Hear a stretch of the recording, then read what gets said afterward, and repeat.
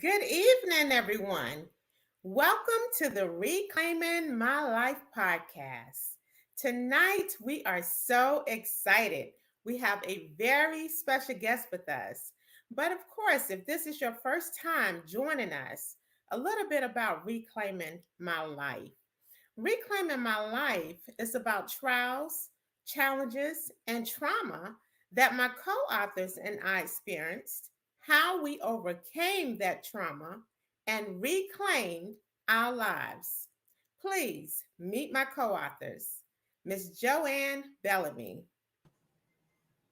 Hello, everyone, and welcome to the podcast of Reclaiming My Life. Dr. Tiffany Tyson. Hello, welcome to another episode of Reclaiming My Life podcast. And now, please meet our special guest, Miss Tanisha Phillips. Hello, everyone. Hello, Tanisha. Hey, how are you?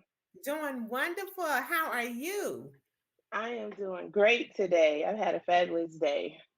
I'm so glad to hear. You're looking fabulous. Well, thank you. I try. You as well. You don't have to try hard. The natural beauty is already there. Oh, I appreciate that. Thank you so much.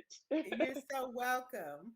So, Tanisha, we thank you so much for joining us tonight. And we really appreciate, the fact that you're recognizing what we're doing and how we are, trying to inspire others, to share their stories about, the trauma or trial that they experienced and how they had to reclaim their lives. So you're here tonight to share your story on how you were a victim of random gun violence and how you had to reclaim. So if you don't mind, please share with us, the experience. What happened? Oh, wow. So I actually attended Federal State University. The incident happened in my sophomore year of college. And, it was a wonderful weekend. Like my entire family was in town. It was homecoming. So I was very excited to share that experience with my mom. They didn't make it down to homecoming my freshman year. I just got in my first apartment. So everyone was seeing that for the first time. Mm-hmm. And, it was just, the excitement of the weekend was like at an all-time high. And my family came in, we did the walk through the apartment, and we were just about to head out for dinner. And as we were walking out, we all just heard pop, pop, pop. And, just the adrenaline of that moment, I jumped into my dad's truck because we were literally just getting into the cars. And I sat down and I was like, oh my Lord, once I sat down, I realized I'd been shot and I just went. Wow. It was unimaginable. And because it was homecoming, traffic was like car to car. We weren't able to get out. So we ended up just getting stuck in the parking lot, and my parents had to call 911. The amazing thing about it, and this is the part of the story that it sticks out to me the most, is how God shows up for us. Because I'm sitting there once I'm into the ambulance and I'm laying down and I'm just like, first of all, I'm mad because I had just bought some new jeans. I'm like, I'm a college student, I'm broke. Now I got a hole in these jeans. They're bloody. He was like, yes. the EMT was like, we're gonna have to cut you out of these jeans. And I was like, thank God I have on clean underwear. It was just so many random thoughts. But I'm sitting there and I'm just like, oh my gosh, I cannot believe this happened. I just started calling on Jesus. And the guy, the EMT goes, why you keep calling my name? His name was Jesus. And at that moment, everything, I totally calmed down, and he just cracked jokes and he made me laugh the whole ride. After I realized I wasn't dying, the whole ride to the hospital. Once I got to the hospital, I was like, please don't leave me. And he ended up staying, you know, as I went through the preliminary assessments. Once we were there, he stayed as long as he could because he really just made me feel so comfortable. And I just was like, it is just like, you know, God to show up in those moments, because I was completely, you know, out of it. Wow. So, you know, after the incident, how long were you in pain? Oh, wow. So physical pain. Physical pain. Maybe like a couple of weeks or so. Because of the location, it was in my rear, it was lodged into a muscle. And so it healed, I feel, pretty quickly. The physical pain of the situation healed quickly. And that's why I said physical. You know, I want to know first, how long were you in physical pain? Because that emotional and mental, you know, is totally different. So, you know, once you realized you were okay, you know, and you really processed everything emotionally and mentally, what did you go through? Oh, wow. Emotionally, I was a wreck because it was just scary. You know, I had a lot of decisions to make very in a short period of time. I considered transferring to East Carolina University, which was a little bit closer to my hometown. But a lot of my credits were not going to transfer. I'd taken college credits in high school, and so I was, you know, on track to graduate a year and a half to 2 years early, and I didn't want to forfeit that because of this situation. So I decided, you know, to go back to school. But once I was on campus, it was my anxiety was through the roof. Like, I was afraid because we never found out who did this, you know, why, you know, I didn't know anything. And then at the time that I was home recovering, I had 3 roommates at the time. And one of the roommates, once I'm back, she says, oh yeah, a guy came to the door to ask if this is the apartment where the girl was shot. And we said, yeah, but you weren't back yet. And I was like, why would you say that? Right. Why would you confirm that this is where I live? And so then that was another set of like just being paranoid, walking back and forth from the campus to my apartment, from my car to my apartment, because I'm like, now this person, if it was the person, knows where I live. We ended up moving far off campus. Like, I moved maybe not far, but you know, when I lived across the street from the campus, to moving, you know, 10 or 15 minutes away, and then I'm in traffic with, you know, soldiers trying to get to work. So exactly, it was a lot. Well, you know, I learned something else about you tonight, that you went to Fayetteville State University. Absolutely. You know, Bronco pride. You know, Fayetteville is not far from my hometown, you know, which I told you and your husband Kinston is not far from my hometown. So, okay, you know, I see you. You know, I'm gonna let my co-authors come on in and chime in. I know they have some questions for you. So first up, I'll bring on Miss Joanne Bellamy. All right. Hello, Miss Phillips. How you doing, Miss Joanne? I'm doing okay with your gorgeous self. Thank you. You are Miss Chef. Woo, that's a tough title. I can't cook like him, but I try every now and then. well, you make him.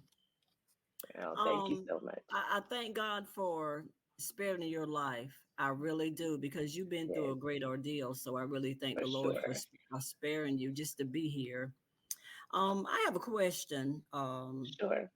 I didn't really have a gun violence. I had a gun put directly in my on my nose, and I was told Wow. that I was going to get my head blowed off, and I was scared. But I'm like, when it's right there, what could I do? So it's Right. I know what you're talking about God sparing your life. But my Mhm. question is, what steps did you take to recover from your gun violence experience? What steps did you take to recover from that? Because I know. Honestly, I didn't take any for a very long Okay, time.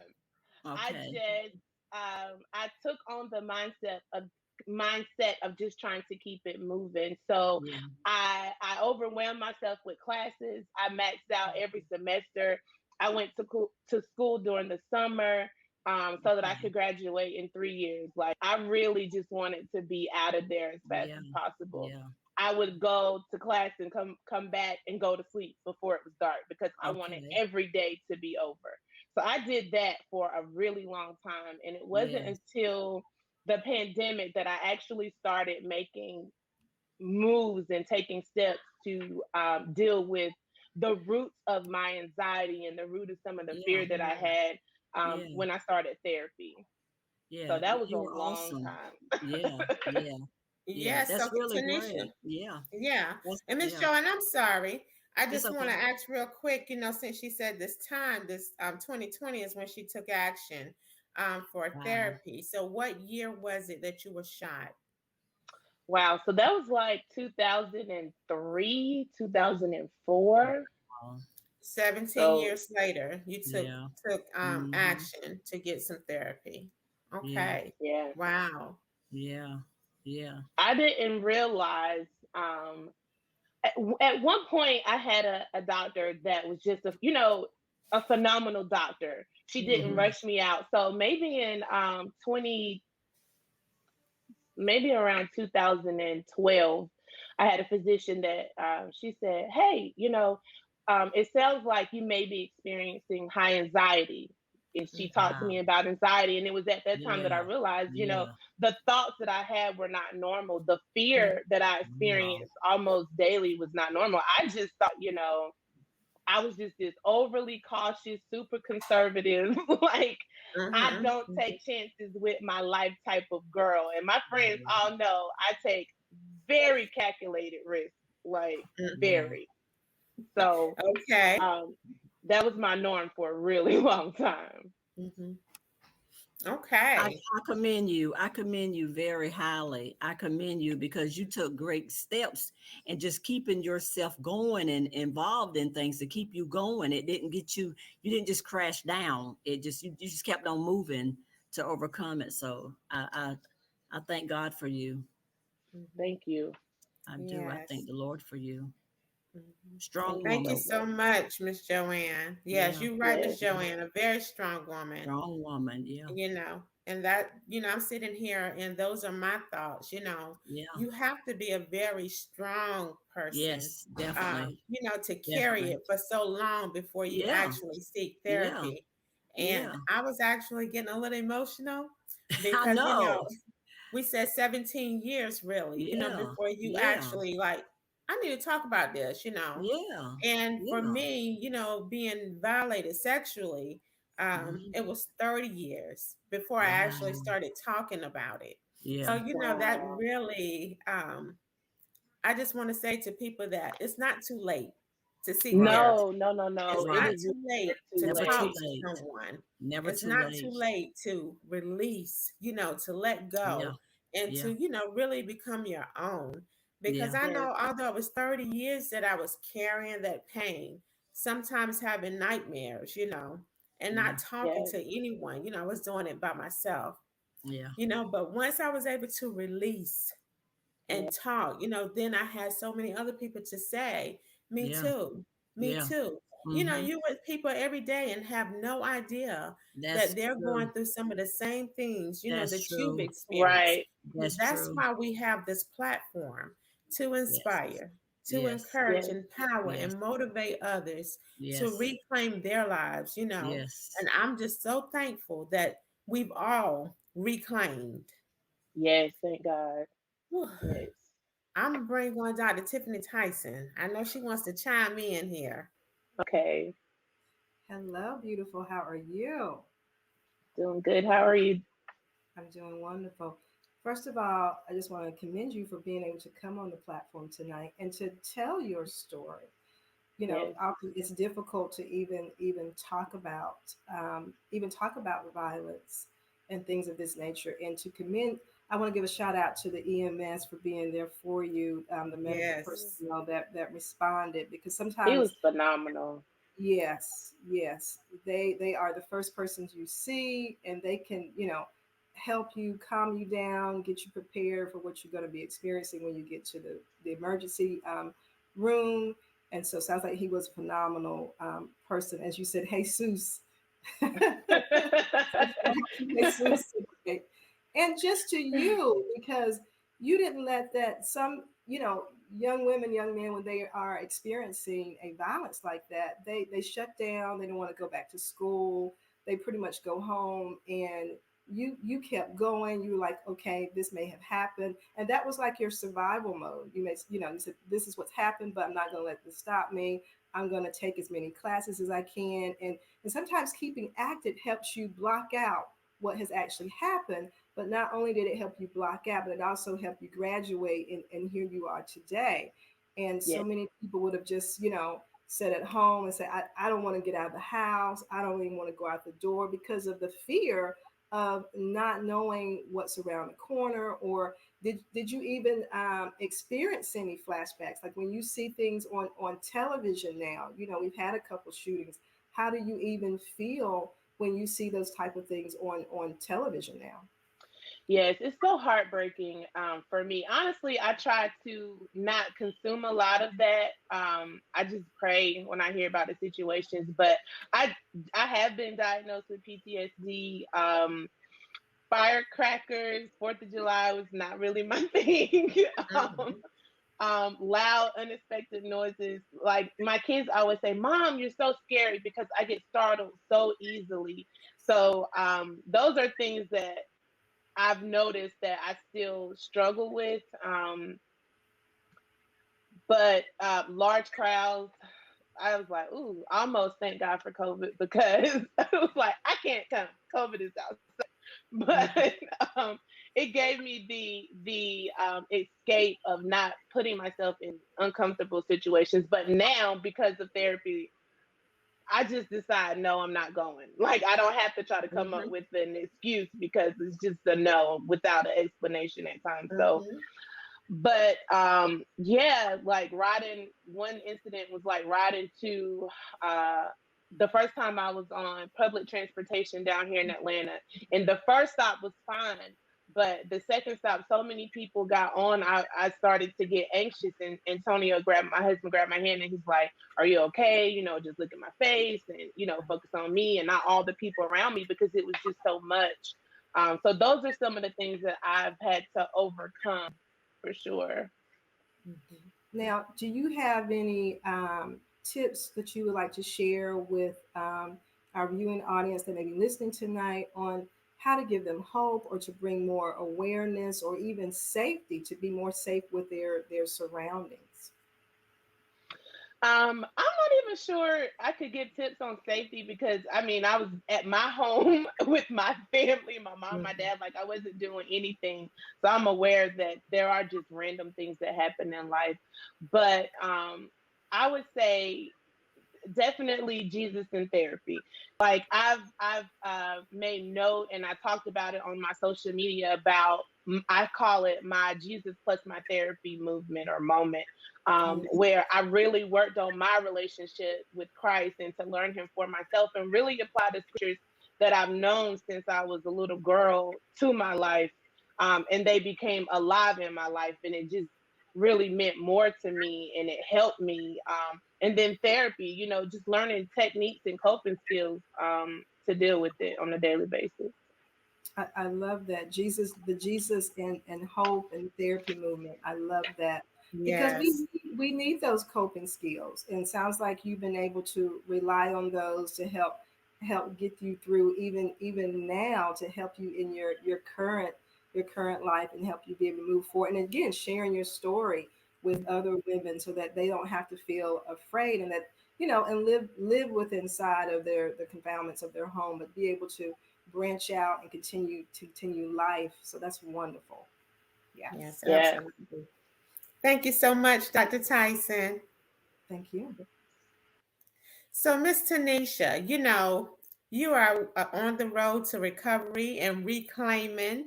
And I know that now you are doing so many great things. Well, you've always done great things. I mean, like you said, you kept it moving. You never stopped.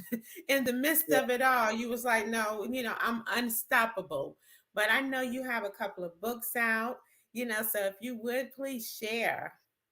Yes. So, one my first book that I released was a planner, minding my business, and sorry, my goodness, say it again. Minding my business planner, and basically it walks entrepreneur through the journey of starting their business. So there's a template for setting up your business plan. It goes over which setup to have for your organization, corporation, LLC, sole proprietor, those things, a nonprofit. It goes over product planning. It goes over social media, anything that you would need to be successful in your business. There's information prior to each chapter on that, so you'll have what you need to fill out the papers as you work through the book. And then the second one is what I'm most excited about, because I know that the planner was a good idea, but I know for certain that my journal was a God idea. And so it's Okay. 30 days to activate. And I was on the plane one day, and all God gave me was 30 days to activate. So I put it in my notes. And then weeks later, it was almost like a download. And it was like, include a scripture every day. Um, I feel that a lot of people that I've come across with, because I have a consultant agency and I help a lot of business owners and entrepreneurs get started. And I Mm-hmm. feel a lot of times they lack faith. And so I wanted to create something that would help them increase their faith, to dream big, to trust God for more than they could ever ask or think. Yes. And so it encourages you to write it out. And in the back of the book, there's affirmations of faith to help increase your faith and to just encourage you on your journey. So those are the things I've been working on. I love it. I will be purchasing. I will be purchasing. Yes, Thank I you. love that. So, Thank you so Tanisha, do much. you have any final words that you would like to leave with our audience tonight? So, one of the things that I'm very passionate about, because I've lived with fear for so long, is encouraging other people to be fearless. And so that is just my final word for your audience today, is to live your life, have faith, and be fearless. I love it. I've truly enjoyed you being on our platform tonight. Thank Although for you. some reason you just have me so emotional, you know. Oh, gosh. Well, when we Oh, met, I'm a hugger. So, I'm really wishing that I could embrace you. and you You did have amazing. an incredible story. And, everything that you've gone through, your trial and your trauma, your journey is really what God gave you, because it's what you had so much faith. You had Yeah, so much faith. And, we thank you so much for sharing with us tonight. you are so welcome. Thank you all for the opportunity. I Absolutely. appreciate it. Absolutely. And we All right. thank you all so much for joining us here on another episode of Reclaiming My Life, where our mission is to inspire, to encourage, empower, and motivate others to reclaim your life. And please know, whatever you are going through or whatever you've gone through, it's not too late. You too can reclaim your life.